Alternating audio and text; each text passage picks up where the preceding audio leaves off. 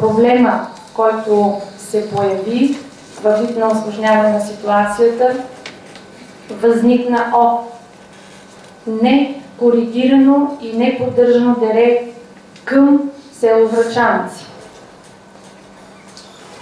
Приливниците от съседните язовири на населени места по естествен път водата им идва отново към нашия град. Водосборната зона около община град Добрич е терен с площ 300 квадратни километра. Може да си представите за каква зона става въпрос. Опасността обаче от язовир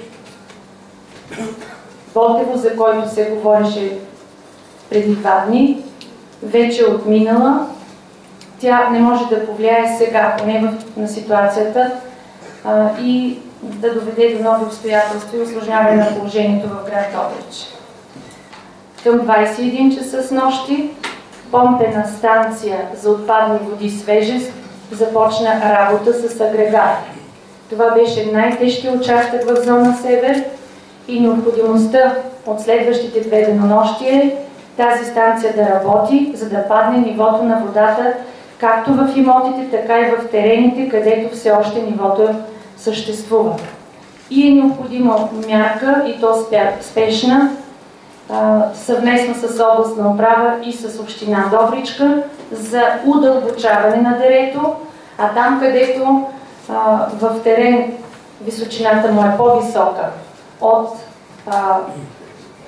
излаза на нашето дере, трябва да се вземат и мерки за съответната денивелация. Помпена станция Свежа за отпадни води. Днес се надяваме да работи успоредно с екипите на пожарна безопасност, с цел да наблюдаваме дали наистина терените ще се отводняват по този начин, по който специалистите разсъждават. Не се подава електричество изобщо в оводнените сгради. Те са изцяло в Северен район и част от район Югоизток и около района на пожарна безопасност. Това, което сме предприели днес, след отводнените и измити улици с фирма АСА в район Югоизток, е пълна дезинфекция на имотите, на улиците. Последващата дейност след това е дератизация на ВиК шахтите. Всичко това ще продължи към зона Север, когато започне там измиването. Над и около поречието на дерето на реката ще бъде извършена и дезинсекция срещу комари. Екипи и техника днес продължават своята работа по изнасяне на повредената покъшнина.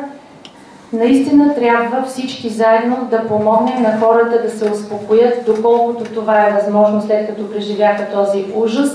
От община Русе вече има психолози на терен днес, които решиха доброволно да помагат на хората, да разговарят с тях. На въпросите на господин Атанасов. Имало ли изпускане на води от язовир Николаевка и язовир Крумово? Няма как в тези 3 денонощия кмета да знае имало ли е. Задавахме въпросите, разговарях с областен управител, с Националната служба пожарна безопасност, с екипите, техните екипи, които бяха тук, в лицето и на главен комисар Николов. Информацията, която ни се казваше в отговорите, е, че има контролирано изпускане.